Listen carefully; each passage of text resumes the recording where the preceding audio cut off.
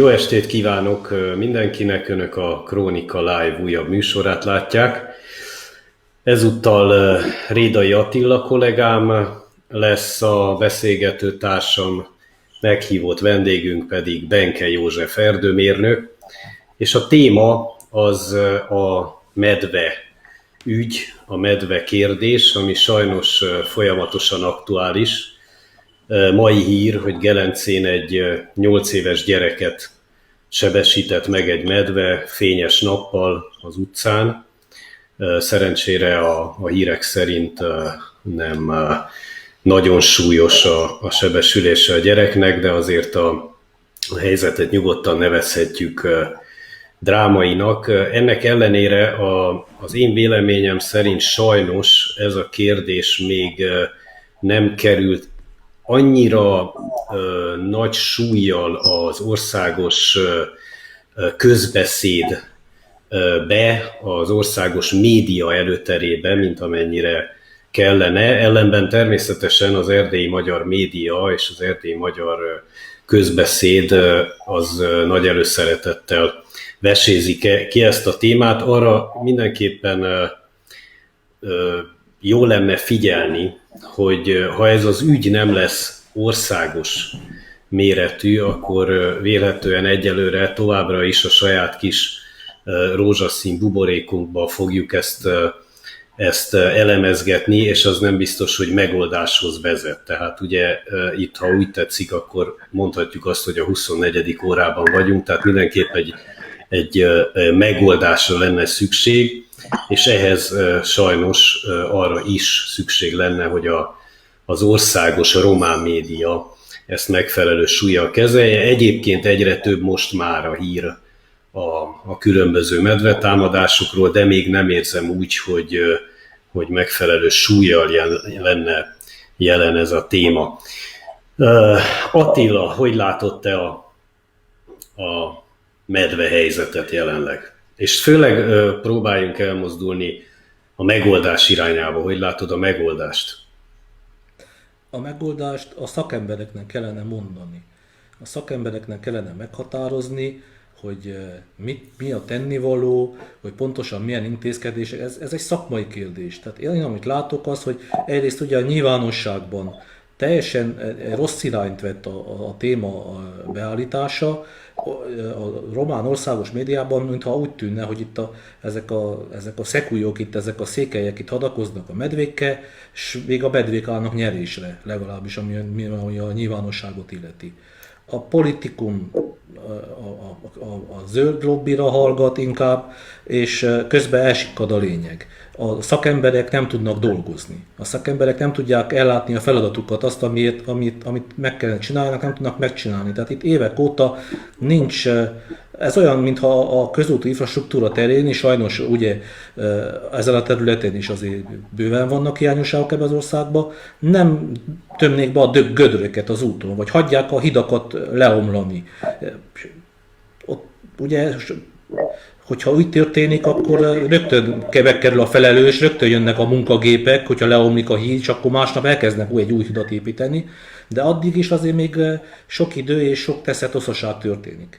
Én most arra volnék nagyon kíváncsi, hogy itt úgymond az erdőből, ahogy fogalmaztunk a beharangozóba, de a szakemberek szemszögéből, hogy jutottunk el idáig, hogy itt most napi szinten gyakorlatilag mindjárt nem vagyunk biztonságban az utcán, vagy a saját portánkon, az udvarunkon, hogy a gyereket nem engedhetjük ki az utcára játszani. Nem mehetünk túrázni az erdőbe, anélkül, hogy a medvéktől kelljen féljünk. Hogy jutottunk el ide, és miért vagyunk itt, ahol vagyunk? Hát akkor ezt a kérdést én továbbítom is Benke József erdőmérnök úrnak. Jó estét kívánok a tévénézőknek! Benke József a nevem, erdőmérnök vagyok, 40 éves tapasztalatot tudok a hátam mögött, erdőmérnök és vadgazda szerepében.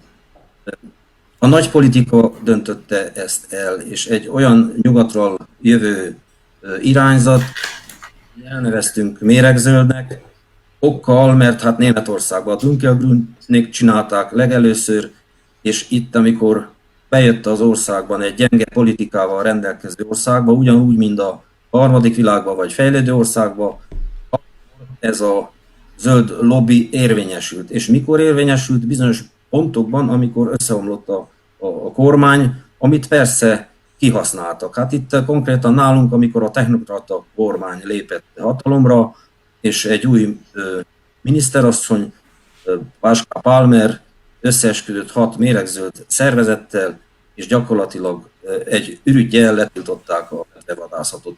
Nem gondolva, hogy mi tud történni annyi idő alatt. Csak egy példát adnék, hogy 6 év alatt felnőtt egy ivarérett új medve generáció, amelyik nem fél az embertől. A nagy és erősebb egyedek kiszorítsák a fiatalokat, azokat látjuk mi a városokban, Tusnádon vagy az erdőszélen.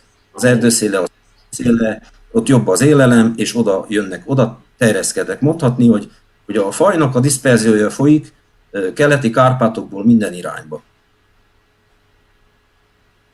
Tehát ez ugye a megnövekedett egyedszám miatt.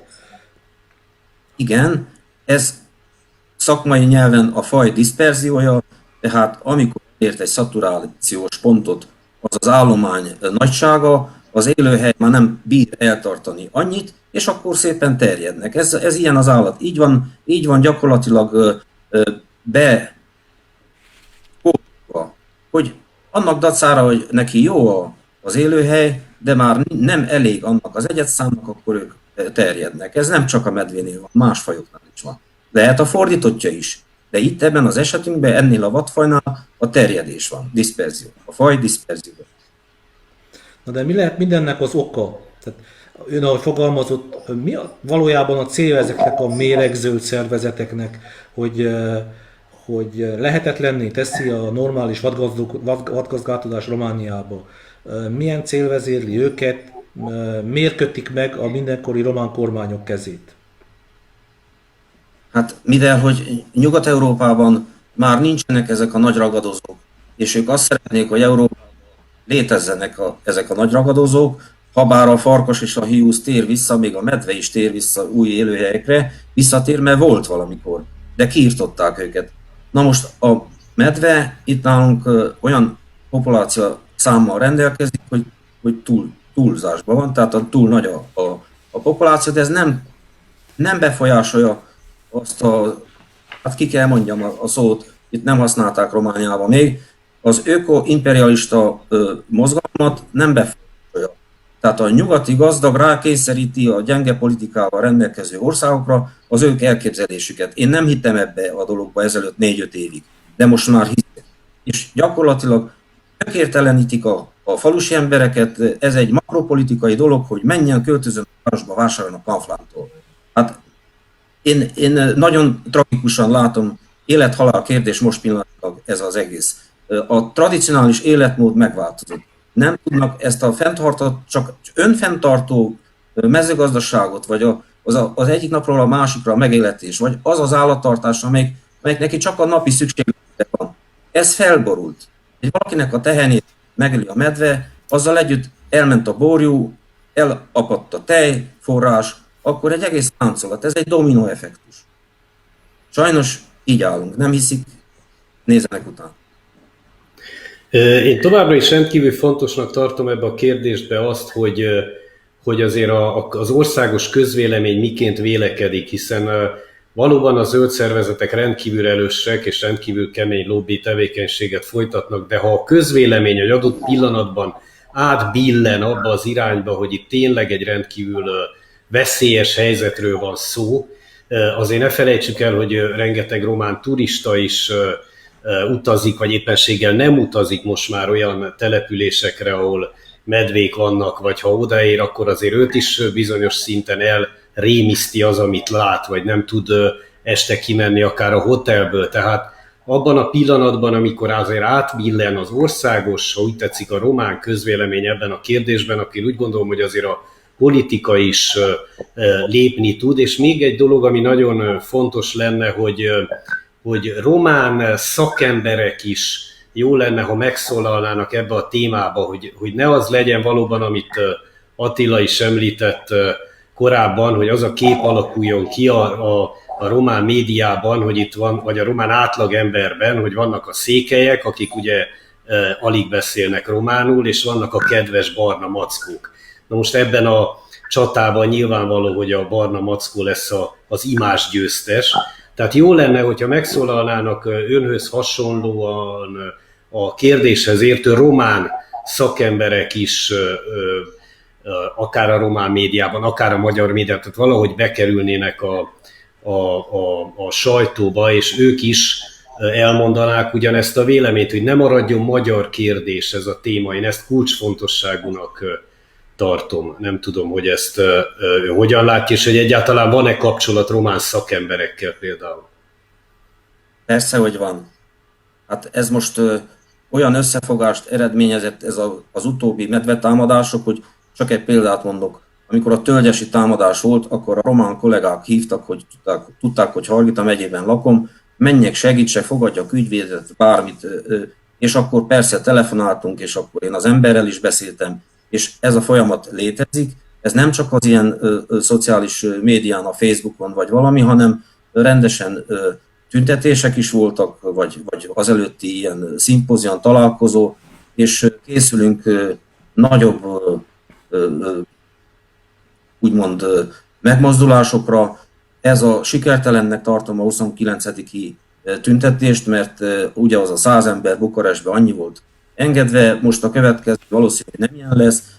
Higgyék el, hogy a román kollégák is mozgolódnak, de minden szinten a legegyszerűbb parasztember és egész egyetemi tanárig.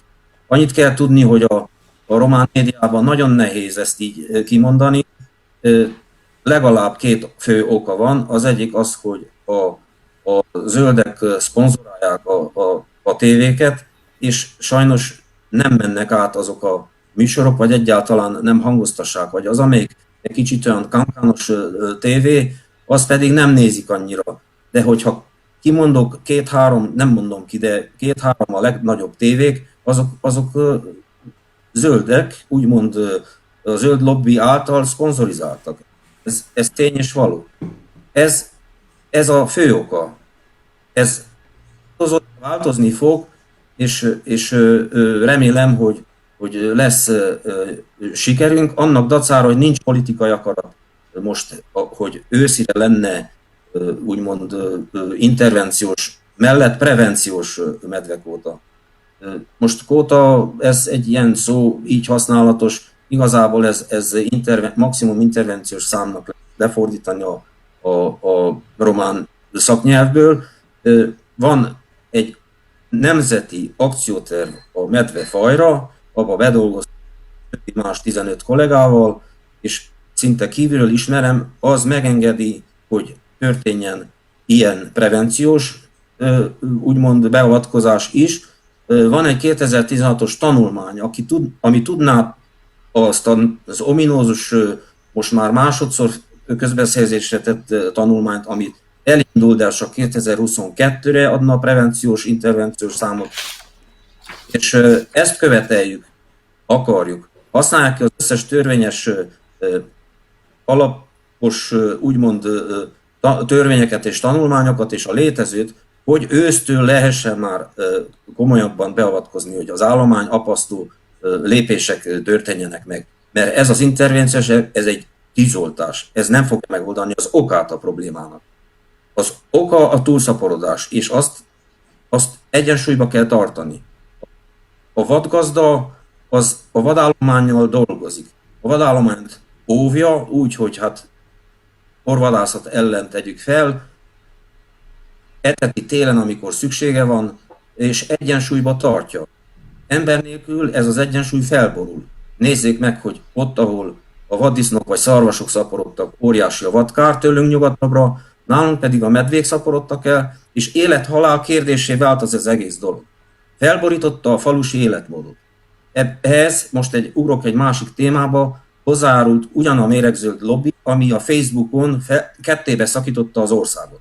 Mert van a 70%-a választóknak, azok városiak, urbanizálódtak, úgymond, beköltöztek a városba, azok általában nem érintettek ebbe a dologba, és a zöldek által befolyásolva vannak, mert például nem láttak egy tehenet, azt se tudják a tejet onnan szerzik be, és van a 20 és 30 közötti százalék a szavazótábornak, amelyik falun lakik, próbálja a hangját hallatni, de nem törődik a politika vele. Most ez a vele az egésznek, ezt meg változtassuk. Ezen dolgozunk. Én 5 éve ezen dolgozom. Ugye beszéljünk egy kicsit a konkrétumokról.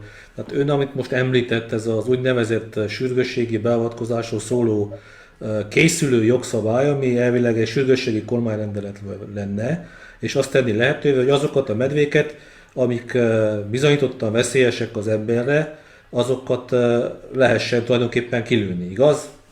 Tévedek, vagy nem tévedett, csak azokra szól, és vannak hibái, de úgy, mint hirtelen tűzoltás, szükség van erre, és pedig a főszereplő, a vadász és a csendőr, amennyiben anyamedvéről van szó, hát a vadász nem lépik közbe, csak segít, tegyük fel, elhajtani. Ez egy graduális a megoldás. Tehát egy sétáló medvét az utcán azt nem fognak lőni, de a tehenen lakmározó, belteleken létező medve, amelyik leütött egy tehenet és eszi a pajtába, azt meg lehet lőni azonnal. A felelősséget a csendőrség átdobta a polgármester irodájába, úgymond, mert a sürgősségi bizottságnak a főnöke a polgármester, és az kell adjon egy írásos dokumentumot azelőtt. De ismétlődés alapján, tehát hogyha ismétlődik a probléma, akkor a meglévőt megszerzi a vadász, és megpróbál segíteni a lakosság. És nem kell megérni, hogy kilőnek egy pár ilyen medvét, azok mind egyedüli medvék lesznek, hát lehet nőnemű is, és akkor a közvélemény kicsit meghökken, hoppá, medvét lőttek a városba. Ez meg kell történjen. Azon kívül vissza kéne vadítani a medvéket, hogy kezdjenek újból félni az embertől. Ez pedig nem lehet ilyen habituált egyedekkel, hanem az erdőben kell megtörténjen. Tegyük fel, ha őszi hajtások vannak, akkor a medve érzi, hogy rámegy, a bőrire megy az egész, mert a medvék kommunikálnak egymással. Azok kommunikálnak hanggal, ilyen feromonokat bocsátanak ki, hasmenésük van, szagot hagynak, a medvék ismerik is egymást. Úgyhogy visszatani őket, csak rá kell hagyni a szakember, hogy csinálja ő. Na most a problémát... Igen, csak még nem fejeztük be ezt a témakört, tehát van ez a sürgősségi kormányrendelet, tehát a készülő, de amit mond a mérnök úr, az az, hogy ez ugye tűzoltásra jó, a legveszélyesebb medvéket sikerül esetleg eltávolítani az utcákról, de nem ez a hosszú távú megoldás, hanem a hosszú távú megoldás az az, hogy hagyják a szakembereket dolgozni. És ehhez pedig az kellene, hogy legyen ugye kilövési kvóta tulajdonképpen. Igen. Tehát itt most a számokról szeretnék egy kicsit ezzel kapcsolatban beszélgetni, hogy 2015-ben még 479 kvótát adtak ki 6500 egyedre. Igen. Ez a 6500 az a becsült egyedszám volt akkor. Igen, becsült, akkor is több volt, de a folyamatos beavatkozás vadászat által azért fenntartott a medvékben egy bizonyos frászt. És a medvék nagyon opportunist alkalmazkodó állatok. De azt is képzeljék el, hogy amit említettem, hogy az a 6 éves, az már ivarérett medve. Anyamedvében az már szűk. És akkor következik az, hogy 2015-ről 2016-ra hirtelen ez a 479, ez megszűnt. Következő évben zéro. Zéro lett. Ha ön előtt... Igen? Előtte van, igen, ez adott.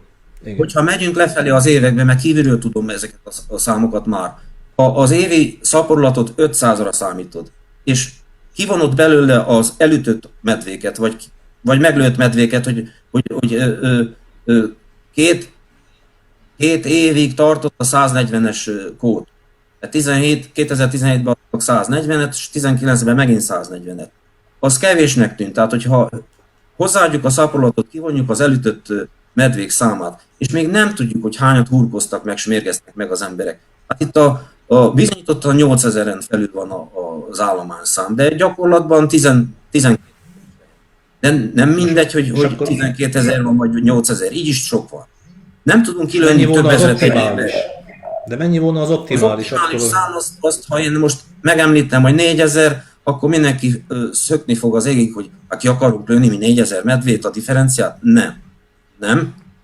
Egy olyan 500 egyeddel, ha megkezdenénk, és mindkét nemből, és a közepes korosztályból ezt mi meg tudnánk csinálni hajtásban, amikor jön egy közepes medve, akkor értékesített. Ne felejtsük, hogy a medve egy regenerálható erőforrás, amit kár ki nem használni. Ez az ország nem olyan gazdag, hogy megengedje magának azt, hogy ne használja ki ezt az erőforrást. Ha most millió eurókba fejeznénk ki csak a medvevadászatot, az egy olyan 5-8 millió euró azzal a panzióban elfogyasztott étellel, meg mindennel, amit a turista úgymond vadász hoz magával. Ez nagyon összetett, ez az egész dominoeffektus, ez az ország szegény, és mégis ezt csinálja saját magával. Ez tarthatatlan, ilyen élet-halál időben ezt nem lehet csinálni. Meg kell változni, őszire kell egy olyan lehetőséget adni a vadgazdáknak, hogy szóljanak bele az állományba, tehát emeljék ki, lőjék ki azt a bizonyos számot, ami akkora pillanatra esik. Nem akarom mi több ezer medvét kilőni, de pár százat muszáj kiemelni ebben az élet-halál helyzetben. Igen, itt most fölvázoltunk egy nagyon optimista képet, úgy érzem. Én nem vagyok ilyen optimista, nekem kételjeim vannak abban, hogy ez a kormányhatározat az azonnali beavatkozásról ez meg fog születni még az ősz előtt. Úgy gondolom, hogy egy koalíciós húzavona indult el ebben. Ne felejtsük el, hogy a Mentsétek meg Romániát szövetség, az USZR és a zöld szervezetek azok gyakorlatilag ugyanazt a politikát képviselik. Ne felejtsük el, hogy a miniszterelnök egy párton belüli választás előtt áll, szóval minden a politikáról szól, ahogy ezt már a legelején is említettük, és azt hiszem, hogy most a két másik nagyobb koalíciós partnere az RMDS-nek, a PNL és az USZR sem föltétlenül érdekelt, nincs olyan nyomás rajta, hogy kvázi egy szívességet tegyen az RMDS-nek, hiszen itt jelenleg ha csak politikai szemszögből nézzük a dolgot, akkor az most úgy néz ki, hogy a medve kérdés megoldása az tulajdonképpen egy gesztus az RMDS-nek.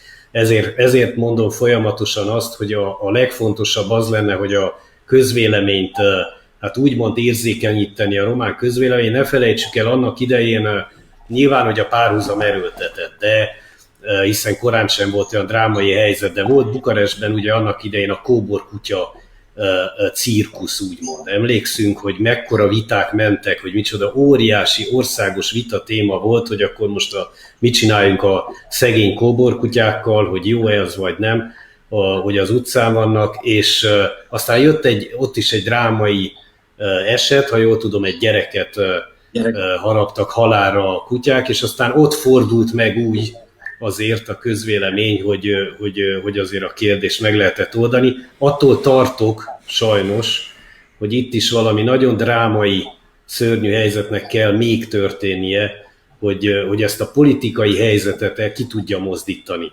De nem tudom, hogy ezt ő hogy látja, hiszen részt vett tárgyalásokon is, mondta Bukarestben, hogy lehet, hogy ön ott jobban látja, és úgy gondolja, hogy optimistább.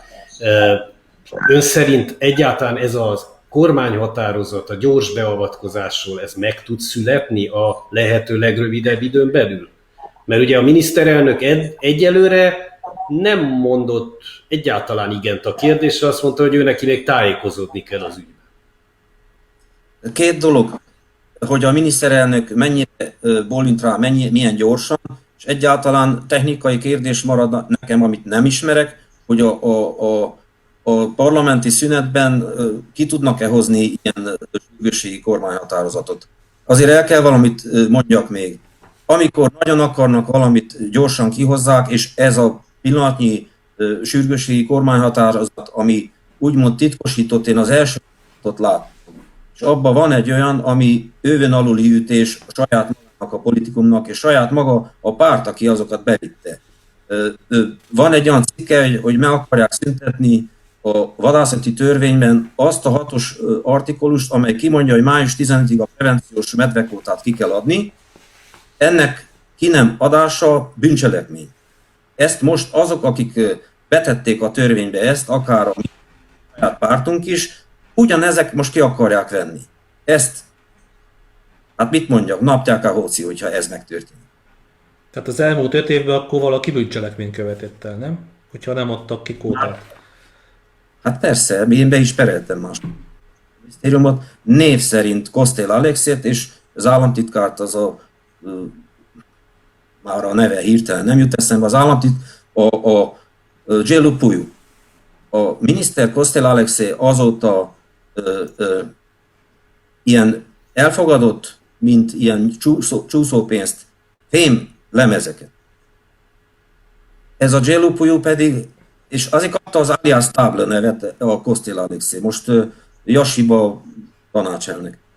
Ez a Gelu Puyu, ez sántázsisztul, tehát ez sorra zsarolta az erdészeti igazgatókat, hogy mondjanak le, mert a másik pártból akarták betenni. És erről hallgat mindenki. Hát ezek a disznóságok vannak a román politikában sajnos. Szóval akkor nem csak a méregző Dobby tett itt akkor keresztbe, akkor, hanem a jó román korrupció is. Na de ki kell mondjam, mert itt van az ideje, az ellenség a kapun belül is van, és az épületen belül is van. Tehát magának, a saját minisztériumának a biodiverzitás osztály dolgozói ellenzik ezt az egészet. Ők direkt kapcsolatban állnak a méregzöldekkel. Az összes euromilliós projektek ott fordulnak meg. Hát erről szól az egész. Egy pénzre megy a játék. Ők akarják azokat az eurós projekteket. Azt képzeljék, hogy 23 millió eurót kapott a Foundation Carpathia, ez a németnek, nem mondom ki a nevét, hogy már undorodom, úgy, hogy nem is mondták meg, hogy mire költse el, csak biodiverzitásra. Hát ilyet én nem láttam még Romániában, amikor a többi 2-3 millió euróért is prüszkölünk, hogy csak papíron léteznek az eredmények, hogy egyáltalán a gyakorlatban soha nem ültetődtek át, és akkor most 23 milliót kap egy olyan szervezet, amelyik méregzőt bejött Romániába. Hát ilyet. Kell egy szűrő, egy olyan szűrő a minisztériumi szinten kezdődően, amelyik megszűri ezeket, hogy kik, hogyan pályáznak projektekre. Ez a szomszédos országokban megtörtént. Lengyelországban és Magyarországban is. Ez a szűrő létezik, ott, nálunk nem. Úgy költik az eurómilliókat papíron, ahogy akarják. Én nem tudom szimpóziumra, hogy lehet elkölteni 500 000 eurót. Nem is volt soha, nem is lesz, de nem is tudnám elkölteni. Szimpóziumra. Másra igen. Tulajdonképpen az is ellentmondás egyébként ebbe az egész történetbe, hogy igazából az élharcos ennek a témának, vagy az, aki leginkább a megoldást keresi, az ugye éppen a környezetvédelmi miniszter. Tehát van ebben sajnos egy pici ellentmondás, és amitől még tartok, és nem tudom, hogy ezt hogyan látja, hogy itt az Európai Unió is majd, és az Európai Unióban különböző szervei is hát megfelelő időben azért jelezni fogják a román vezetésnek, hogy ez így nem túlságosan helyes, attól tartok, és ez megint egy egész komoly akadályt fog jelenteni. Mondhatom, hogy ezen is túlestem már. Van 2 olyan ilyen biztos, amelyik biodiverzitás főnök, az egyik Notáró a neve, most is ott van, és olyan mézes-mázoson visszaadták a választ, hogy igenis Romániától függ, és a román kormánytól függ a beavatkozás, mert lehet alkalmazni a derogálást, sőt, most újabban flexibilis módon, mert a farkasokkal megvolt a probléma Németországban és Finnországban, és lövik a farkas Németországba és Finnországba is. Itt is lehet adni derogálást. Svédországban 3000 medvéből kilőnek 10%-ot, 300 darabot, egyszerű derogálással. Nem kell kérni Brüsszelből. Ez legyen tiszta és világos. Nem Brüsszeltől függ. Na és ugye a miniszter is azért elmondta most a napokban, hogy kérdés se lehet az, hogy az emberéletet kell védeni a medvével szemben. Benke úr, nekem egy olyan kérdésem volna még így a végén, hogy ha már a környezetet védjük, igazából a medvéknek se a legideálisabb ez a helyzet, igaz? Tehát Hát, itt az önök beadványaiban tehát ilyen sorszámban hozzák az indokokat arra vonatkozóan, hogy milyen hátrányt, sőt, milyen károsodást szenved a medvepopuláció azáltal, hogy nincsen semmiféle beavatkozás. El tudná ezt nekünk is mondani? Tehát, hogy ugye most gondolok erre, hogy hát ugye a közúton egyik most medvetámadások mellett az ilyen gyakori hír az, hogy a közút, hogy elüti a vonat, elüti az autó, ugye a medvéket, aztán ki tudja, hogy az hogy is történt valójában. Nem tudtuk elképzelni eddig, hogy kukoricát szórnak a már kétségbeesett emberek a vasútra, hogy jöjjön a vonat, üsse el a medvét. Ezt nem tudtuk elképzelni ezelőtt pár évvel. A mérget mindenki használja. Most már kiderült, hogy az egyik méreg már emberi olyan szempontból, hogy úgy gyártják, hogy ne legyen emberre veszélyes ez a fagyálló, akkor tesznek másokat. A régi marózhodács mindenfélét előszedik, meg a hurkokat. Úgyhogy mi amennyi medvét látunk, az csak az iceberg csúcsa, amit medvét látunk elütve, vagy hurkozva, vagy megdögölve valami ok miatt. Az az iceberg csúcsos. És nem jó ez az állapot se az embernek, se a medvének. Kéne hagyják, hogy gazdálkodjunk mi, és valamennyi profitot is szerezzünk belőle, mert mi haza nem visszük azt a profitot a medvevadászatból, hanem visszafordítsuk a területre, az őrzésre, a vadőr benzinjére, vagy a fizetésére, vagy az összes számlák kifizetésére. Hát ez egy non-profit tevékenység, senki nem visz haza egy lejt se. Hát végül akkor ez záró kérdésként, mert a műsoridőnk az lassan lejárt. Mit gondol, mit jósol, mikor jön el az a pillanat, mikor lesz az a várható pillanat, amikor már nem ezek az áldatlan állapotok uralják akár a székelyföldi településeket, akár más erdélyi, romániai településeket. Mikor tud ez az medvekérdés megoldódni? Belátható időn belül mikorra várható? Kicsit plastikusan válaszolva. Akkor, amikor a puliszka robbanni fog. Erre azért mondom ezt, hogy amikor a többségi románok nekiállunk és együtt elmegyünk Bukarestbe, vagy tömegesen a civil engedetlenség alkotmányos jogát fogjuk használni. Az úgy történik, hogy 2 héttel az esemény előtt be kell adni a kérést a tanácsos a rendőrségre, van egy felelős, elkötik a utat, elmegy a mentő a terhesnővel, többi mindenki ott marad egy fél óráig, hogy értsék már meg, s ha szükség, akárhányszor megismételni. Hát köszönöm szépen akkor Benke József úrnak a szakértő véleményt, kollégámnak a közreműködést, önöknek pedig a figyelmet. A Krónika Live-ot látják, műsorainkat újra nézhetik a Krónika Facebook oldalán, vagy a Médiatér YouTube csatornáján. Viszontlátásra!